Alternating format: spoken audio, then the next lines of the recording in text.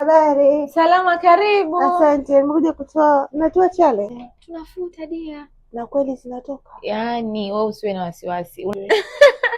Hizi zinafutika kipenzi changu zote. Nitakuandikisha, utaenda kufanya consultation na daktari ndani. Karibu kipenzi. Mambo. Poa jamani, umerudi tena? Nimerudi. Unaendeleaje? Naendelea vizuri. Nakuona kweli. Yaani ile fashion niliyofanya imenisaidia sana, vile visunzua nimevitoa vyote. Asanteni jamani. Karibu.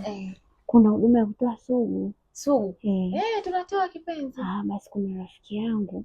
Ana sugu. Anasumbuliwa na sugu sana. Uje nayo. Haya, nitamleta. Asante. Mambo kipenzi. Poa. Unaendeleaje? Naendelea vizuri. Karibu. Nimerudi. Nimefutika mbaki tu kidogo hivi, nimekuja kuchukua ile jeli ulioniambia.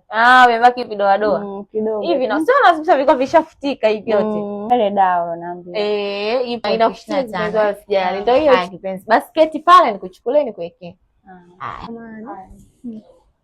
Nasikia ulifuta chale. Ndio shoga yangu. Kama ni shoga yangu. Lakini wewe unaona makovu, sijui kama atafutika. Lakini shoga haikuwa inauma. Mimi ndo nangoja nione hiyo dawa atakayonipa. Una uhakika? Nasikilizia hiyo dawa nione kama itapona au la. Zingine zipo. Kwa hiyo umekida shao zinafutika sijui nini. Kwa hiyo wana maneno mengi lakini uponyaji wao mdogo. Mimi naona sijalizika nao. Dawa. Dawa imetoka sio muongo. Lakini mimi nachotaka kovu isibaki. Yaani nataka ibaki kama hapa. Sasa huwezi kuvaa nguo fupi, nataka kuvaa vigo vyangu vinaonekana, lakini nashindwa. Sasa na baba ibu shoga hapo. Napenda. Mimi sipendi.